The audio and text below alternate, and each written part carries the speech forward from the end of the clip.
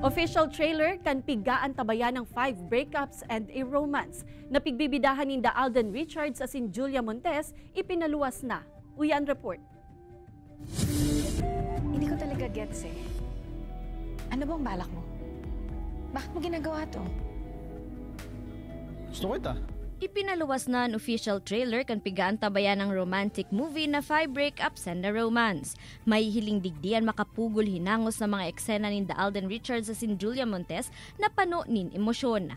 Maikot ang pelikula sa komplikadong istorya ni Lance at Justin mantang naghahanap nin balanse sa saindang love and career. Enough! Hindi ko nakikita yun sa'yo ngayon. Lance, nasa na yun?